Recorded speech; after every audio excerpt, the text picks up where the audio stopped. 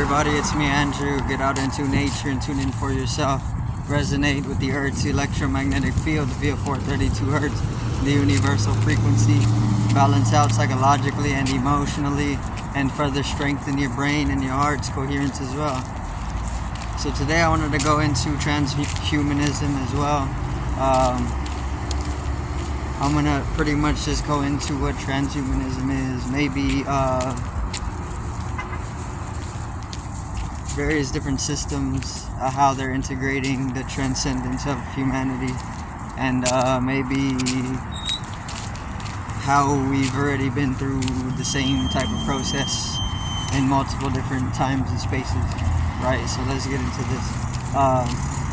So transhumanism, very simply, is just a process where we're transcending our humanity, right? We're known as a certain thing. We're known as humans. We're known as the human species, the human race. Transhumanism is like a process. It's a real process. A process where we're able to transcend that, right? Now, there's probably multiple different methodologies. There's probably multiple different methodologies that allow us to transcend, right? Multiple different systems that are utilizing different methods to be able to transcend our human nature, our humanity. But the one that's popular in modern day society is through technological enhancements, right? So this is pretty much just the usage of technologies like devices like this phone, various different technological networks, systems. Just being connected with them is sparking the leap in the evolutionary process of transhumanism, right? There's multiple different directions you can take this though, right? Because you're fixated on the ideals of what it is to have humanity. You're caught in only one possibility to transcend the human, right? Or humanity, your own humanity. So there's the most popular method right now that's pretty much as public is technological enhancements, right? So they can plant technologies in your anatomy, and these can just develop networks, which these networks can act as maybe scaffolding, skeletal structurings to lead to different mutational developments. And these mutational developments are going to allow you to maybe extend your life by a few decades or something like this, right? This is just very, very brief or vague example of what the idea of transhumanism is, right? Because the whole thing of it is just to transcend our fixation on what being a human is, right? Being a human comes with a certain life expectancy, certain mortality rate, and collectivism. That's what human is. Acting a certain way, holding a certain anatomical structure or a certain behavior within moral encoding, within societal code. All this is what we are considering human, right? So technological enhancements are pretty much just changing that whole compilation that's labeled human. Let me see. I don't really see people as humans, to be honest, because there's a lot more than just technology, right? Because if you use just technology to transcend what is humanity or your own human nature, then you just become dominated by one aspect of a form. In this case, it would be technological assimilation, which is not a bad thing. It's just can be used wrongly in the way of maybe like in a genocidal way. It can be used. They can let me see, they can do things. They can just integrate or develop certain anatomical structures within your neurological structure, which will be like a switch on and off, like an on and off switch, which they can remotely power or they can remotely control, right? Then they could just kill people off in triviality or in sequence, in accordance to statistics and analytics and computational mentalism, whatever you can call it. I'm sure there's a lot of different ways to explain it, because a lot of different words. But let me see. Transhumanism. I only say there's multiple different methods to be able to do this, because to me there is. It's not just you don't only have to use technological enhancements to do this. Like, you don't only have to use devices. You can completely give up any devices and you still be able to transcend your human nature into what is closer to I mean, you can call it God nature, but you can call it anything really, because it's just different from what you've already agreed on in a collective perspective, which is human or humanity, right? So transhumanism,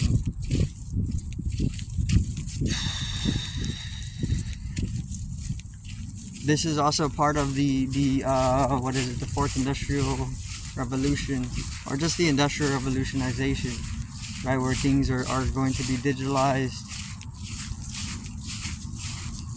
in order to create more efficiency, right, or more, maybe even more convenience. So before we even started using cell phones again as like a species or as peoples, things were like fixed to a certain way. The technologies now, the devices were just supposed to bring in a convenience, like convenience stores, right? Convenience stores are placed to help people maybe traveling or something, like putting a market. You go from one town to the next, you're walking, you put a market there in between the two villages, in the middle of nowhere, has water where maybe there wouldn't be water. It's convenience, right? Kind of like that. But that's what devices are supposed to do, or are supposed to do. Supposed to bring in convenience to our life.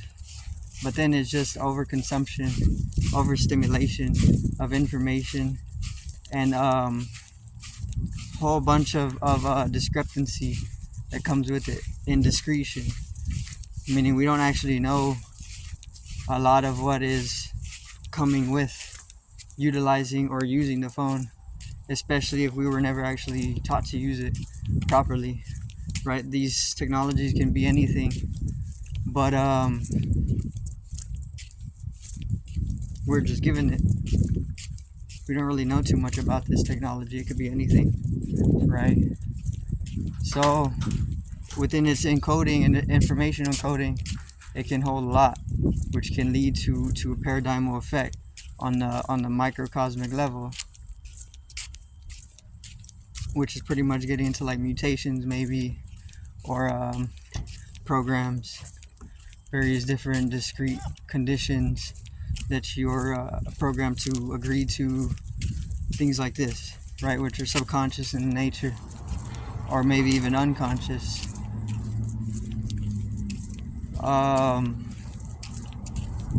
So let me see.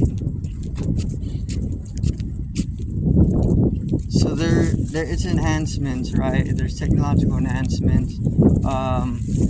There's a lot of discrete, like mainly it's discrete. It's a discretion. Even though it's a public thing, it's only public because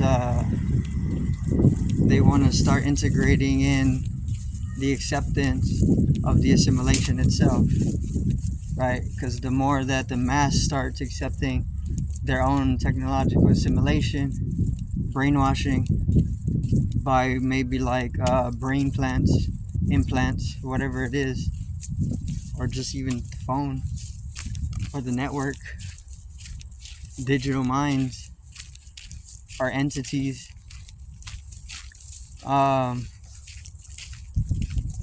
The more that they can get the mass to accept this, is the more that we're just allowing them to do just that, to assimilate us, right? So the thing is that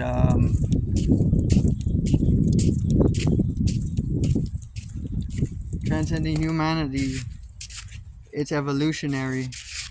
You can go through many different methods to be able to do this. This is just one method, right? There's a lot of clean methods. There's a lot of dirty methods, right? It just depends on what you're able to afford, maybe, or maybe what you're investing in as an individual. Because there's definitely cleaner ways to be able to do this, or do it, to transcend your own nature.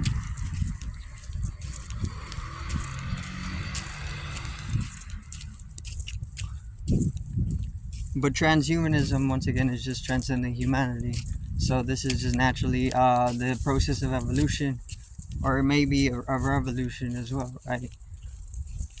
Which is pretty much just like becoming cyborgs, which is it could be useful, and it could also be detrimental to our to the mass path of revolution. It's like allowing somebody else to decide it, when you have the power to be able to guide your own transmutation.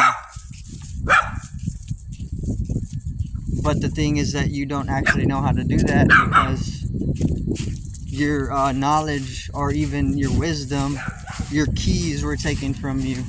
Your master keys were taken from you. Somebody stole them from you. Your admin keys, your command keys for the simulation, right? We can put it that way, since it's simulational, computational, up to a certain dimension of mind, right? So somebody stole your keys, and you have no authorization to do anything. You're stuck in the game, right? It's that type of thing. So you either have to like play it, or you have to take back your keys, but then you don't actually know where the hell they are. So I guess that leaves it up to trust, right? But then you don't want to actually trust the same forces that are trying to assimilate you, because then you're just you kind of get a game over. You have to reincarnate again into a lower dimension, or maybe a mediate dimension, right? A medium.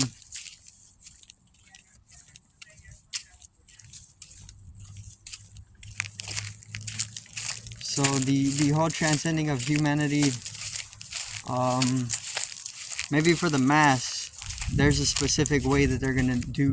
They're using obviously the technological grids, the networks, right? But this is just like this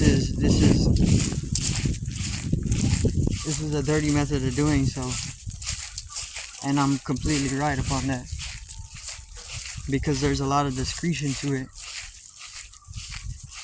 This is where your overgrowthage of ignorant anatomies comes in to blind you, so that the power is kept on the people who took your keys, right? So that you don't have any keys to open the doors, so if you can't walk through the Amenta, or not even so, you can't conjure, you can't work in the simulation as a master, or an admin, or maybe even the person who created the game. So that's the power they took. And they're trying to assimilate you within that state of low life. Well, I did thank everybody for watching once again. Peace out, one love, have a great evening, afternoon.